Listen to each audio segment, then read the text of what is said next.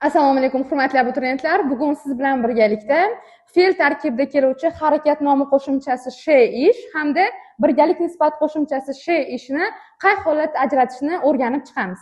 Xo'p, ketdik. Demak, qarang, harakat nomi qo'shimchasi she ish fe'l tarkibida kelganda u bilan birgalikda egalik va kelishki qo'shimchalari yonma-yon kelishi mumkin. Misol uchun, biz o'qimoq fe'liga qo'shamiz she harakat nomi qo'shimchasini va bu qay holatda harakat nomini yuzaga chiqarishni ko'rib chiqamiz. Misol uchun biz o'qish so'ziga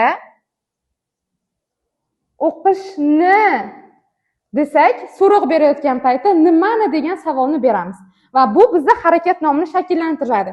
Yoki kelishik qo'shimchasidan tashqari biz o'qishim unchalik yaxshi emas deb she ish qo'shimchasidan keyin egalik qo'shimchasini qo'shsak, bu ham harakat nomini hosil qiladi. Ya'ni harakat nomi qo'shimchasi qo'shilgan fe'llar tarkibida u bilan birgalikda egalik va kelishik qo'shimchalari yonma-yon qo'llaniladi.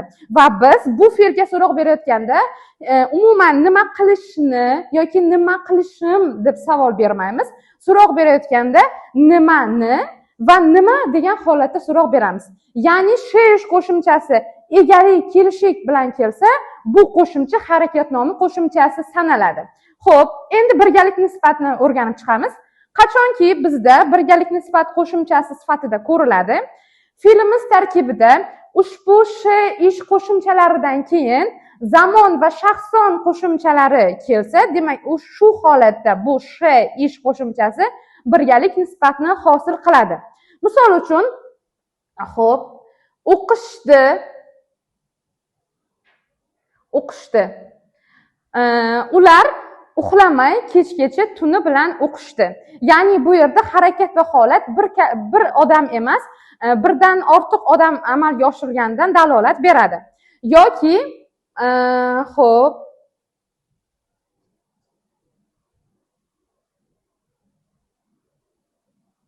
o'qishmoqda holatida ko'rib chiqsak ham, bunda ham she ish qo'shimchasi birgalik nisbat qo'shimchasi hisoblanadi, chunki undan keyin zamon qo'shimchasi kelyapti.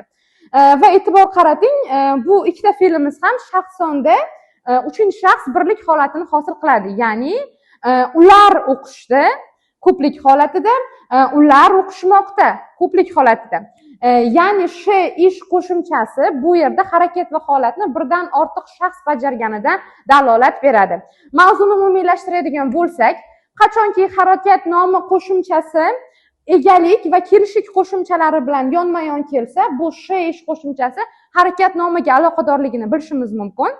Qachonki she ish qo'shimchasi zamon va shaxson qo'shimchalari bilan yonma-yon kelib, nima qildi, nima qilmoqda degan so'roqlarga javob bo'lsa, bu yerda birgalik nisbat holatida keladi va vazifa shakllaridan sof fe'lni hosil qiladi. Hurmatli abituriyentlar, mavzu sizga tushunarli bo'ldi degan umiddaman. Mavzu yuzasidan qanaqa talab, taklif va izohlaringiz bo'lsa, kommentariyaga qoldirishingiz mumkin. Va ushbu mavzu yuzasidan yana qo'shimcha manbalar va darsliklarga ega bo'lmoqchi bo'lsangiz, bizning Telegram kanaliga obuna bo'ling.